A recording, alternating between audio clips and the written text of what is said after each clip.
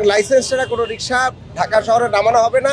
যেখানে সেখানে রিক্সা উৎপাদন কেউ করতে পারবেন না এবং একটি ভোটার আইডি কার্ডের এগেইনস্টে আমরা একটি রিক্সা দেবো, তার বাইরে না। সরকারের পক্ষ থেকে বৈধ রিক্সা যেটা মানুষের জন্য সুরক্ষা দেয়, সেফ যানবাহন আমরা তৈরি করছি। সরকার প্রাইভেট সেক্টরকে বলেছে, ডিজাইন দিয়ে দিয়েছে, তারা তৈরি করবে এবং প্যারালালি আমরা ট্রেনিং এর ব্যবস্থা করেছি। এই মাস থেকে শুরু হবে। সুতরাং রিক্সা যারা চালাবেন কিংবা যে কোনো পরিবহন যারা চালাবেন তার তো ড্রাইভিং এর ট্রেনিং লাগবে যে কিভাবে সে এটা চলবে।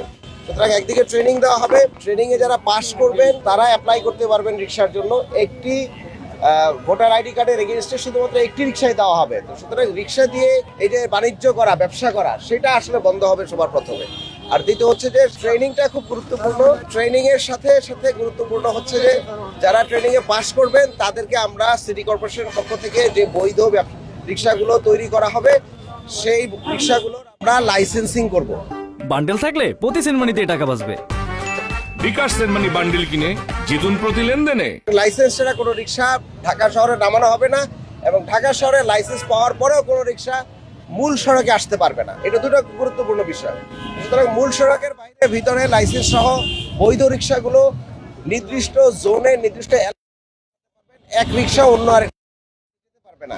এই ধরনের শক্ত কাঠামো আইন আমরা তৈরি করছি, গাইডলাইন আমরা তৈরি করেছি, আমরা স্ট্যান্ডার্ডটা তৈরি করেছি যে বাহনটা তৈরি করা হবে সেই বাহনটার স্ট্যান্ডার্ডটা কি এবং কারা কারা এটা তৈরি করতে পারবেন। যেখানে সেখানে রিক্সা উৎপাদন কেউ করতে পারবেন না, তাদেরও আর আমাদের সিটি কর্পোরেশন থেকে লাইসেন্স নিতে হবে। সেই লাইসেন্সগুলো নিয়ে যখন রিক্সা প্রডিউস করবেন আমরা তখন নাম্বার প্লেট দিব।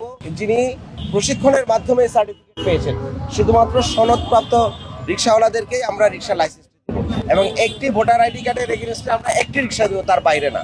এই কথাটি আমরা বারবার বলে এসেছি এবং বলে আসার পরেও ঢাকাবাসীর পক্ষ থেকে এবং দেশবাসীর পক্ষ থেকে একটি বড় প্রশ্ন হচ্ছে যে আমরা কড়াভাবে এদের বিরুদ্ধে নামছি না কেন, তাই না? তো সুতরাং আমরা এগ্রিগেট ভাবে নামছি।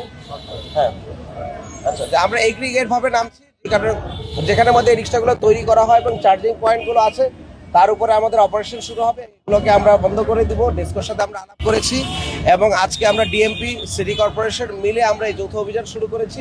ঢাকার বিভিন্ন স্পটে অভিযানগুলো শুরু হবে। এটা আমরা আজকে শুরু করলাম এবং ধারাবাহিকভাবে আপনারা দেখবেন যে মূল সড়ক থেকে ব্যাটারি চালিত রিক্সাগুলোকে আমরা বন্ধ করে দিব, আমরা ধরে নিয়ে যাব, এভিকশন করব এবং গ্র্যাজুয়ালি আমরা বৈধ রিক্সাগুলোকে মাঠে আনবো।